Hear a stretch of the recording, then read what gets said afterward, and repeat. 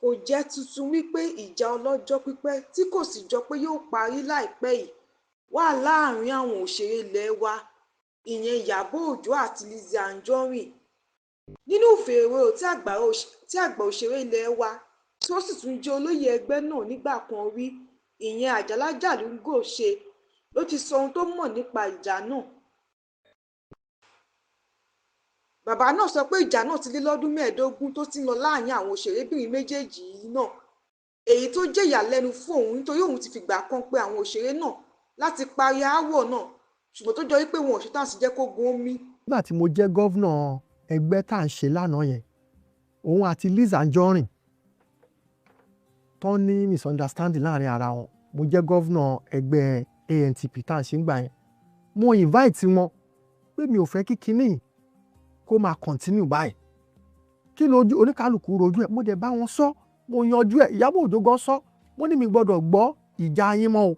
ẹ̀kọ́ àárẹ̀ ìgbà yẹn mo sì wà ní gọ́vnà ọ̀rọ̀ tí mo sọ it's over 15 years torí pé mo over 15 years 15 years torí mo kúrò lórí ipò gọ́vnà ANTP nsìn that was 2014 bí 11 years ago mo dẹ̀ sì wà lórí ipò before that time first time mi gbà yẹn mo dẹ̀ bá wọn yanjú nǹkan yẹn ọ̀dọ̀ dẹ̀ dúpẹ́ lọ́wọ́ mi so nígbà tí mo tún wá ń gbọ́ létà tó tún wá padà yíyà which means pé àwọn méjèèjì ní tán rò ní tó bá ìjà tí mo ti parí nígbà tí mo jẹ́ gọ́vnà tí mo ṣètò wá ń gbọ́ tí nǹkan ṣẹlẹ̀ kí wọ́n fẹ́ gbà nínú ẹ̀ then ẹgbẹ́ wa tá à ń ṣe ẹgbẹ́ téèyàn gbọ́dọ̀ fi àpẹẹrẹ rere lélẹ̀ ni bí o mọ téèyàn fẹ́ gbà kí ló pa wọ́n pọ̀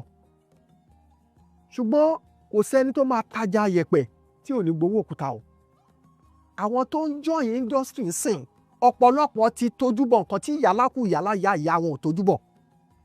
èṣù ti ń gbénu wọn àṣetánì ti ń gbénu wọn bíi pé kán ba ohun tó dáa jẹ́ ẹlòmíì ò wo inú ìdílé tóun ti jáde nǹkan tí ò tó nǹkan á ti máa bára ọjà á ti máa lérí ẹkìnní kankan ṣùgbọ́n o èèyàn kan ò ní ìrù ní ìbú kó sọ lóòrò bó ní kálukú bá ṣe rù bẹ́ẹ̀ ló ṣe máa sọ anybody ọ̀pọ̀lọpọ̀ èèyàn ti ní wèrè tiẹ̀ tó ti ń gbénú ìgbésí ayé ẹ̀ kó tó darapọ̀ mọ́ tíátà in respect of any association names of that association so ìwà burúkú tó ti wà nú ẹlòmíì ẹni tá a bá bí nínú ilé ibi tó ti ń ba ohun tó dáa jẹ́ kò lè déta kó ṣe ohun tó dáa ó máa ba ohun tó dáa jẹ́ ni ẹni tá a bá dẹ̀ bí láti inú ilé eré tó jẹ́ pọ́n kí n ba tó wá ní lágbájá tó máa ló ó gbọ́dọ̀ tó síbẹ̀ náà ni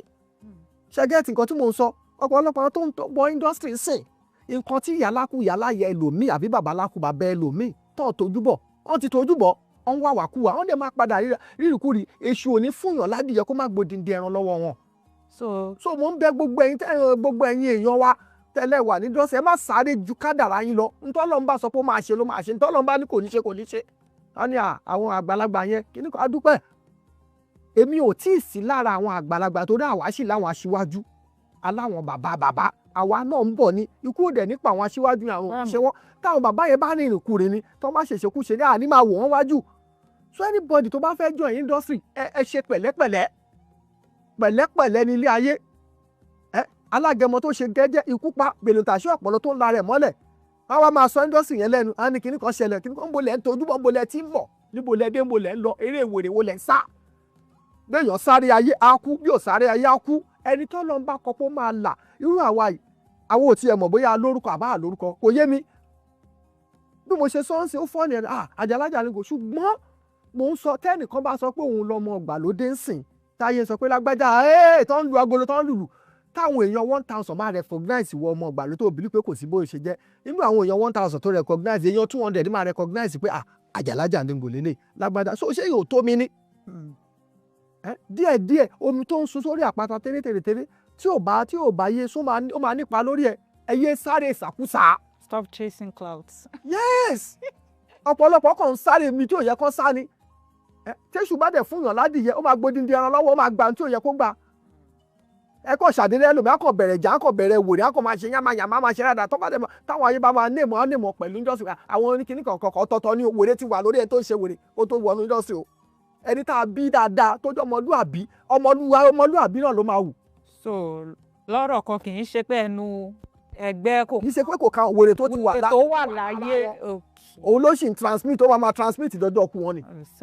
ó ṣe iye wọn. torí wèrè la bí lọ́pọ̀lọpọ̀ ẹlòmíì rádaràda ló ń bá kiri.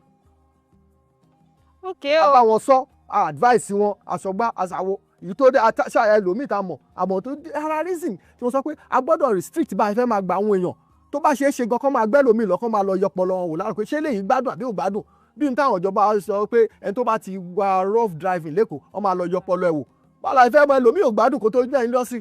ìwà ìgbádùn dẹ̀ ló máa wù